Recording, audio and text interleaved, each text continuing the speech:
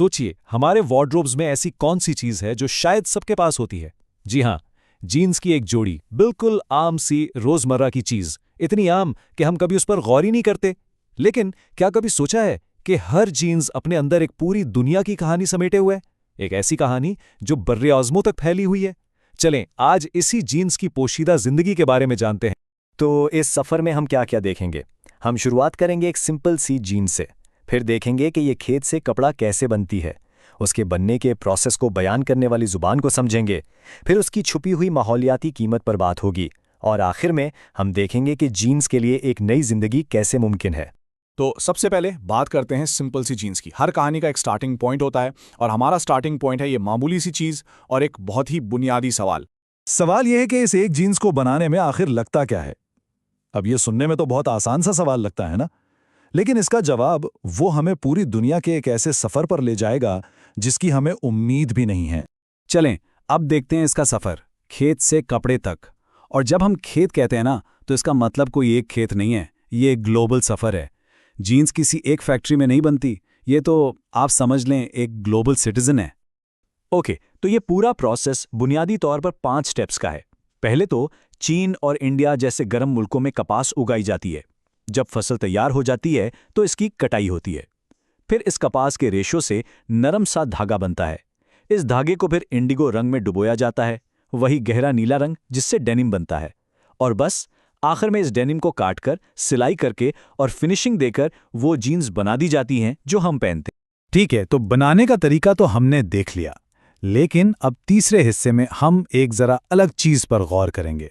हम बात करेंगे इस जबान की जो इस प्रोडक्शन प्रोसेस को बयान करने के लिए इस्तेमाल होती है। क्योंकि जिस तरह से हम चीजों के बनने के बारे में बात करते हैं ना, उससे बहुत कुछ पता चलता है। जरा इस स्लाइड को देखें। एक तरफ लिखा है मजदूर कपास काटते हैं, सीधी सादी बात, एक्टिव वॉइस। लेकिन दूसरी तरफ देखें, कपास काटी जाती है, यानी पैसिव वॉइस। और यहां से मामला दिलचस्प हो जाता है। कुछ नोट किया? कोई गायब है इस जुमले से। मजदूर कहाँ गया? प्रोडक्शन की जुबान में इंसान अक्सर गायब हो जाते हैं। ग्रामर के इस ट्रिक को कहते हैं प्रेजेंट सिंपल पैसिव, और ये तब इस्तेमाल होता है जब काम करने वाले से ज्यादा खुद काम अहम हो। फॉर्मूला बिल्कुल सादा सा है, पहले चीज, फिर इज या आर और फिर काम। जैसे कपास काटी जाती है या जीन्स पैक की जाती हैं। इस तरह बात करने से सारी तवज्जो प्रोडक्ट पर चली जाती है, लोगों पर नहीं।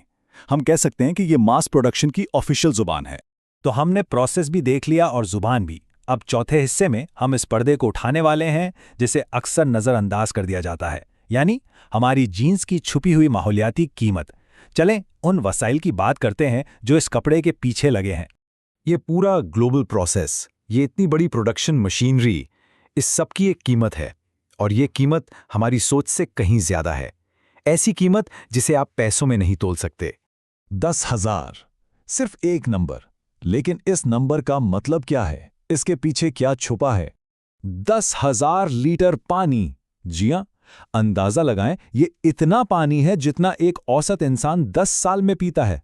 और ये सब कुछ सिर्फ एक जीन्स की जोड़ी के लिए।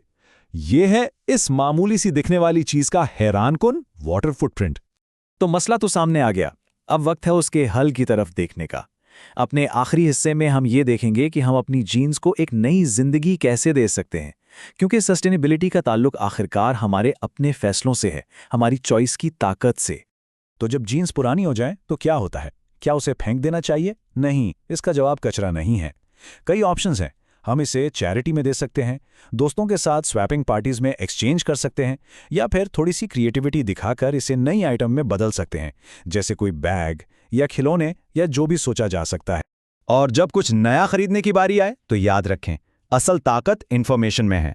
कोई भी नई चीज लेने से पहले एक लम्हे के लिए रुककर अपने ऑप्शंस पर गौर करना बहुत जरूरी है। एक जिम्मेदार कस्टमर बनना तब्दीली की तरफ पहला कदम है। फर्ज करें कि अब एक नई जीन्स खरीदनी है। इस टेबल में देखें, अब मामला सिर्फ कीमत का या इस बात का नहीं है कि डिलीवरी कल मिल जाएगी या नहीं। हम ये भी पूछ सकते हैं कि ये बनी कैसे थी? क्या इसको बनाने में बहुत सारा पानी ज़ाया हुआ? ये टेबल दिखाता है कि हम ब्रांड्स को सिर्फ उनके स्टाइल की बुनियाद पर कंपेयर नहीं कर सकते, बल्कि उनकी वैल्यूज़ की बुनियाद पर भी कर सकते हैं। इस तरह हम वो फैसले कर पाते हैं जो हमारी अपनी सोच से मिलते जुलते हों। आखिर में बात इतनी सी है कि हर कपड़ा जो हम पहनते हैं वो एक कहानी सुनाता है, दुनिया के बारे में भी और हमारे बारे में भी। तो अगली बार जब जीन्स पहने तो एक पल के लिए ज़रूर सोचें, इसके ज़रिए कौन सी कहानी बयान हो रही है, और जवाब हमारे अपने हाथों में है।